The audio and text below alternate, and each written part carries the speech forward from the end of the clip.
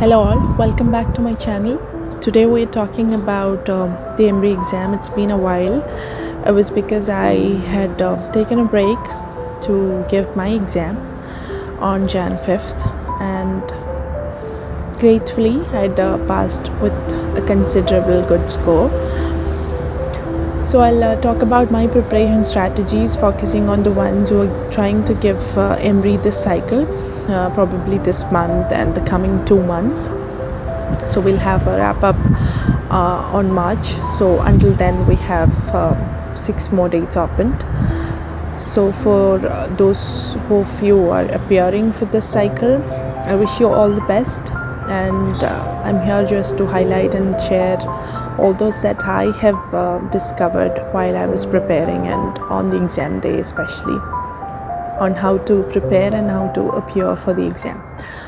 So for the ones who are appearing and preparing for the next cycle, I would recommend that you have an in-depth and strong command of your internal medicine, especially because that covers majority of your portions, because internal medicine, pediatrics, family medicine and psychiatry all covers 70% of the subjects, with OB/GYN surgery covering the rest 30%.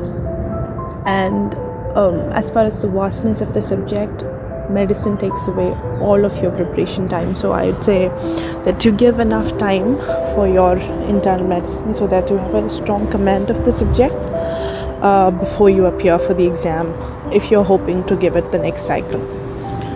And OB/GYN surgery, it's not that you have to completely ignore it, but as far as the topics are concerned, OB/GYN surgery are having a few of the important topics that if you focus on, you can do most of the questions from those. But for medicine, it seems like so vast that you cannot cover it in this short time. So if you have enough time ahead of you, I'd say that you do good reading, especially with your medicine. So for those of you who are appearing for this cycle, all the best for you, and here are my few tips on how to prepare for the exam. So first off, when you're starting, base your preparation on the past questions. Now when I say that, I was as clueless as you when I hear that you have to base your preparation on the past questions, because when I opened the file, the questions were halfway, it was incomplete, some options were missing, and I was worried whether this would be a strong base where I start my preparation. But what I did was, I first run through the file from the beginning till the end, and I had a spin-off file for myself wherein I would add in all the important topics that I find when I run through the questions. For example, if I come across a question on hernia, I'll put in my surgery file a topic on hernia and what I see in the question. If the question itself seems challenging, I'll cut and paste that into my surgery file, or else if I think I need some reading on hernia, I'll just put the topic as such, and I will try to identify especially the keywords. I use the sources, mainly my sources were Google, usually the PPTs. I don't go to Google and search into random sites. Instead, I go to PPTs. SlideShare would have a bundle of PPTs for all different topics that were prepared by some doctors, usually the first year, second year, or the residents. So you can see in the beginning of the PPT whether it was prepared for the medical education purpose or the public education purpose. So if it is prepared by a doctor for some seminar purpose, it is a good source for you to start your preparation, because it would have all the concise details and all the keywords that you would need. For example, if you're coming to hernia, you will have to know what is an inguinal hernia, what is a femoral hernia, what is the most common type of hernia, what is a hernia that you find in female. But even then, in female, the most common is inguinal hernia, but femoral is more common in female than male. Strangulation is more common in femoral hernia. So you have to know these terms: what is obstruction, what is strangulation, what is incarceration, and what are the different named hernias. You have amyant hernia, medal hernia, richer hernia, so and so. So when you come across this, you don't write an extensive note on this. You just put in what needs to be stored in your memory. For example, medal, what is the highlighting feature? It's a W-shaped hernia, it's a double loop hernia. Or for sliding hernia, the part of colon becomes your sac. So you just write what you will be looking in the question to identify different types of disease or hernia. So the keywords are the major thing. So when you look at the question from the past file, remember to identify the topics that are highlighted, and remember to identify the keywords from each topic, and you are focusing mainly on them. You're not doing an extensive read, and I recommend going through PPTs, especially for the topics that you find yourself not having a strong command on.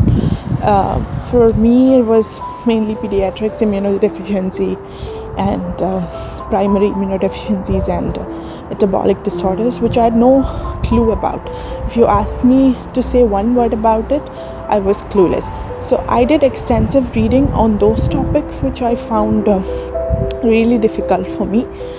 But saying that you have lesser time now, I recommend you go to PPTs, because they have all the concise and the needed details, or short YouTube videos for your preparation. Because if you're going to standard books like Nelson, it's going to take you a lot of time, and you're not going to highlight the keywords that you would want for your exam.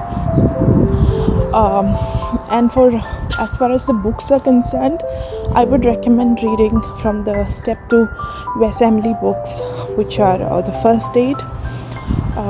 Toronto notes were also good, but Kaplan, they also have some question format and the detailed explanation. So I'd recommend Kaplan. If you're sticking to one book, I'd say Kaplan has all the necessary details that you can catch up during this last time. But again, if you have time ahead of you and you think you can cover the books, you can go for the first aid as well. But first aid at this point, if you're appearing for this cycle, I won't recommend you reading, because reading any book cover to cover will not give you an in-depth idea of how to approach a question. Only doing questions as many as possible will guarantee you that you do well on a given exam. So if you are trying to read Kaplan. Kaplan is having I would say the minimum and the required information out there, which is really good for the exam. So base your preparation on the past questions, and if you're trying to read from a book, read Kaplan. And now when you're doing further questions, which I recommend doing, mainly focus on the past files basically, but since they have broken information, I recommend you doing some structured question format. It is available mostly online. I have come across a good website which I'll link down in the description, which is called MedBullet. It is around 3,000 questions for free, which is a good source. I'd recommend you doing at least some questions from each different topic. You can select the topics, and you can select the amount of questions that you want to practice for one session. The questions are lengthy compared to the actual Emree exam, because for Emree exam the questions were crisp and mostly to the point. So it is going to take you time, but if you think your cardiology is very weak, you can go to the MedBullet site, select cardiology, and do around 50 questions to see where you stand based on your understanding of the subject. Or say, for example, if OB-GYN, you think you're not getting anywhere with the past questions, go to that specific topic and do some questions as much as possible. I also recommend doing the past USMLE Part 2 questions, which can be downloaded as PDFs from Telegram groups. I've come across some question banks for UWorld, Ambos, and they are also of great help. I've come across mainly OB-GYN, and those questions were good. They also included images, which is also really important. Now for surgery, I had practiced questions from a Lang surgery book, which has topic-wise questions, but at this last point, I only recommend you doing questions from the most important part, like the hernias or the ones that you figure out that you are weak at. And for medicine, try doing from the past paper and read up on the topics that you find you're weak at. Maybe for cardiomyopathy, constrictive pericarditis, those questions may seem tricky, and unless and until you tackle the keywords, you can't really solve them. So for example, constrictive pericarditis, the highlighting feature is Kussmaul sign. So you have to know what is Kussmaul sign in order to identify Kussmaul sign from a question, because they won't give Kussmaul sign as a term. So those things are what you need to focus on. So mainly the keywords and doing as many questions as possible. I hope to add more videos on OB-GYN and medicine in the coming days. I've uploaded videos on surgery and pediatrics while I was preparing on my channel. Feel free to subscribe and follow for more videos upcoming. Now regarding the exam day, I would say that if you are planning to travel the day before, that would be well and good, because traveling on the morning and appearing for exam can be a little tedious, especially for the ones who are going to be travel sick. So otherwise, if you're traveling by early morning, make sure that you reach the venue well in advance and you have anything to eat. If you can, avoid sugary items, because you can very well get sleepy, especially when you're looking at a monitor and sitting there for 3 hours. The exam itself is conducted for 3 hours, 120 questions each. You can view the questions on the left hand side from 1 to 120. It's not mandatory that you go from 1 through 120. You can go in any order. So roughly you have 1.5 minutes or 90 seconds for one question.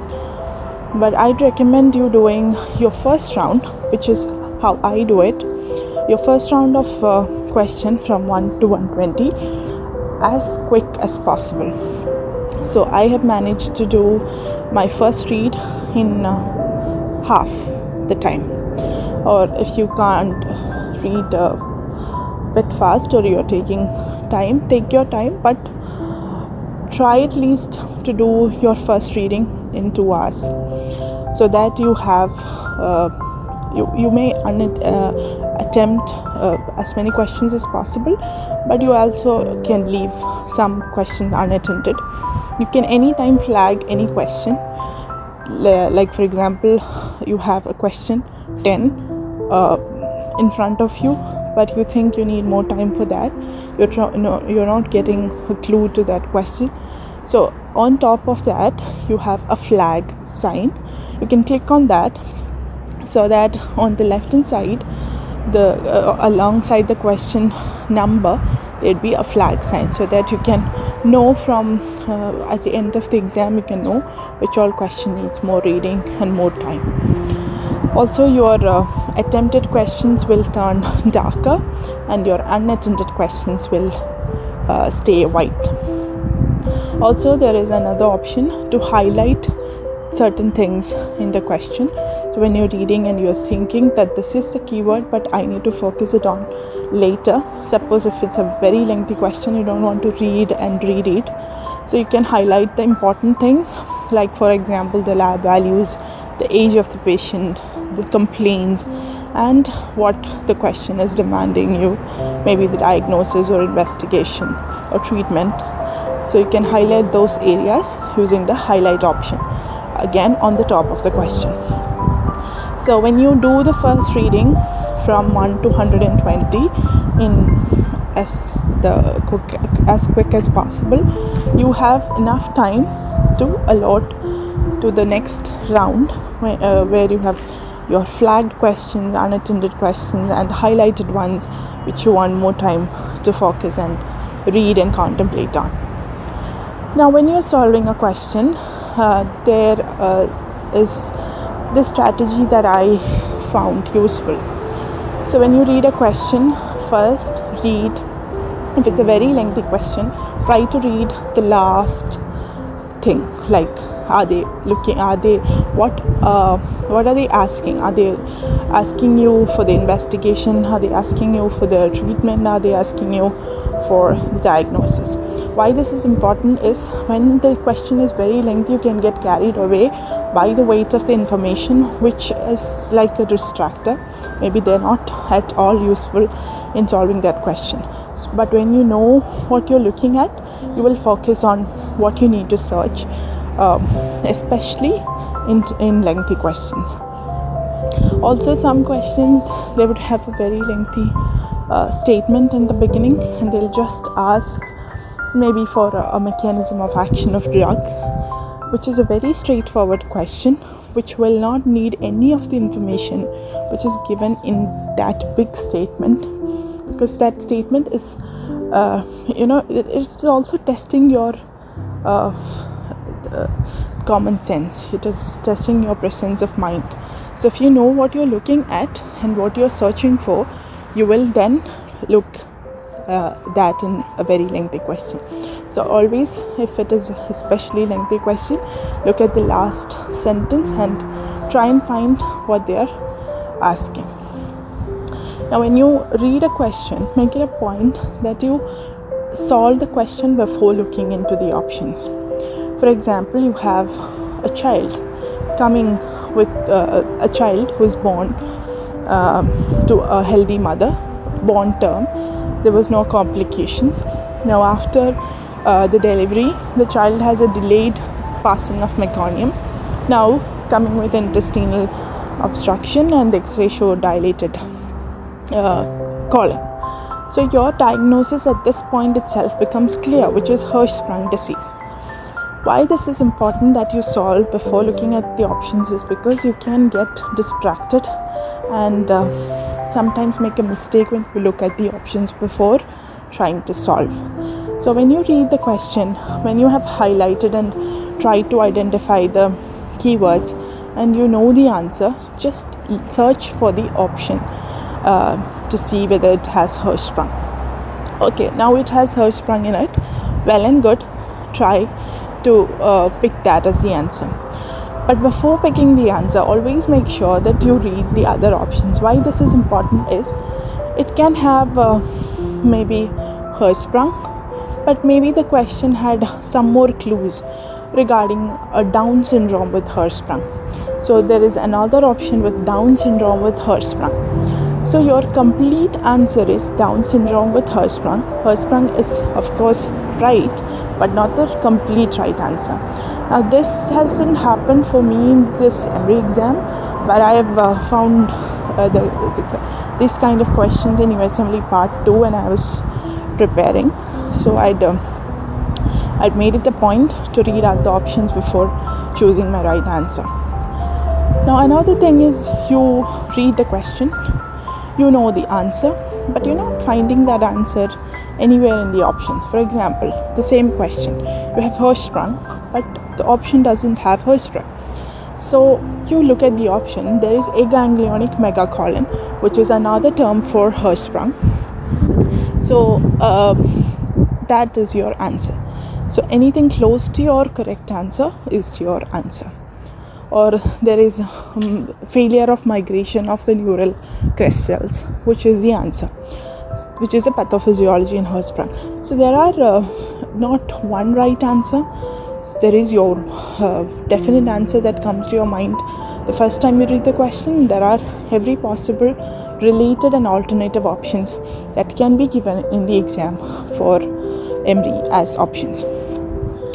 Now say that you read the question, you read the options, but you're not finding the answer. Now there is one thing you can do, that is elimination. Suppose you have 4 options, you know option A and option D are never going to be the answer because you know they're definitely wrong choices. So you can highlight that question, make sure that you choose and figure out from B and C. Now why this is important is you are saving a lot of time, because if you are reading the question again and again without giving enough consideration to the options, you're going to simply waste your time. So if you eliminate all the obvious wrong choices, you'll have just 2 options. And again, even if you blindly select one, there is a 50% chance that your answer can become right. So that is another thing that I have found while I was doing the exam.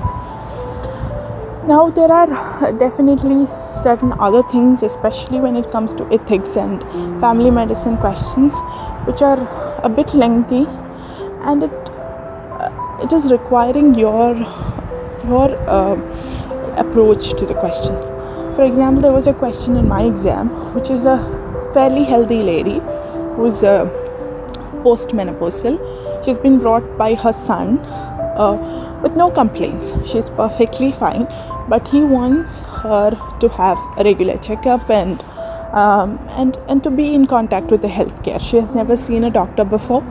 His father has died from MI at 60 years of age, but she is perfectly fine. Her only lab values were LDL was a bit high, HDL was a bit low, and cholesterol was on the border.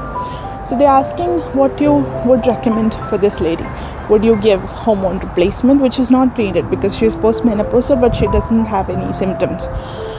Would you give cholesterol lowering agents? Again, she doesn't have any symptoms.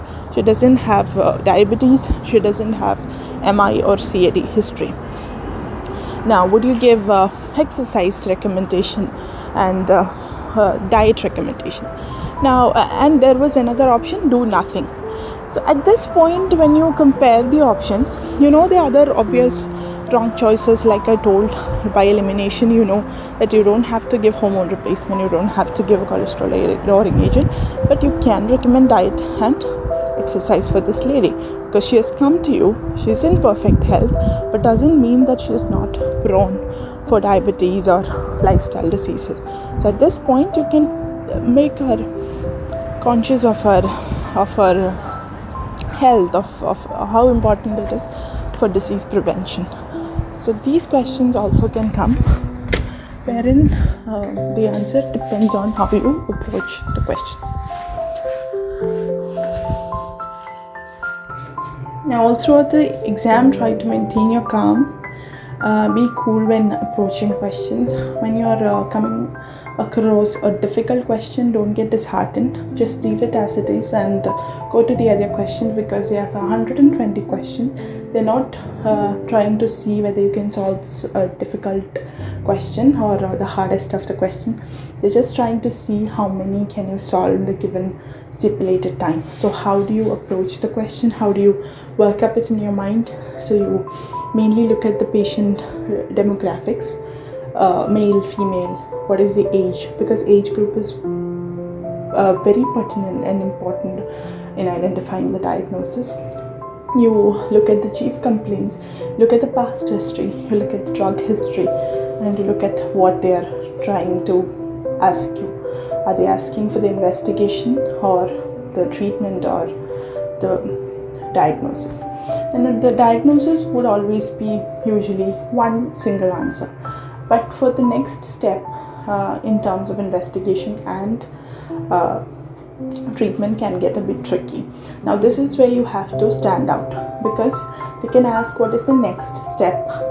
So that next step means the easiest, the first thing that needs to be done, and mostly non-invasive. What is the best step means a definitive diagnostic step for that disease. For example, if you want to diagnose malignancy, for example lung malignancy, you will have to do a CT. Bare minimum would be a CT to identify the lesion, to characterize the lesion.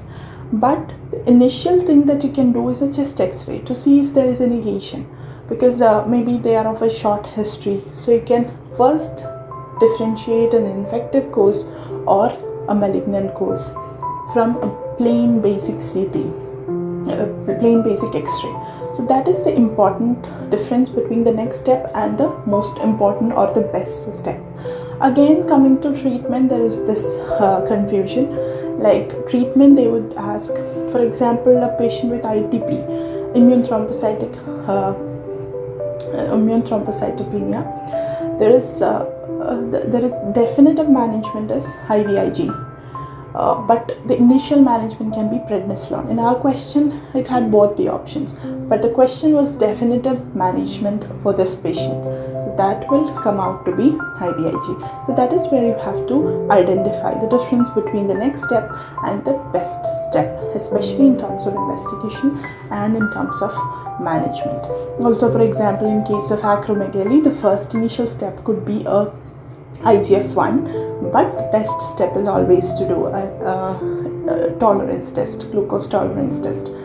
So there is a difference between and the corresponding growth hormone level. So that is the difference between the next step and the best step. So always identify what they are asking for, because they could have both the options, and that is why you can fairly go wrong. So again, at the end of the exam, if you have time, always go and see the question that you have initially kept as flagged. Maybe you have chosen the option but you're not very sure, so you can always go back to those questions and try and revise all the things that you have attempted, if you can, if time allows.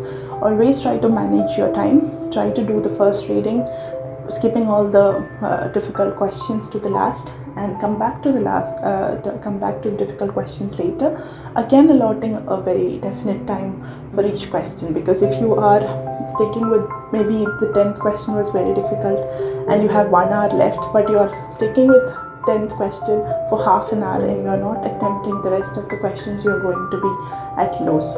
So again, as I told, if you can eliminate the options and choose between the two, there is a 50% chance you're going to get the answer right. So those are the definite small tips that you can apply for the exam, and all the best for all of you who are appearing for this cycle. Thank you so much. We'll have more videos coming up on coming days, so make sure you subscribe and follow the channel and see all other videos that I've uploaded, mainly for surgery and pediatrics. We'll have OB/GYN medicine coming soon.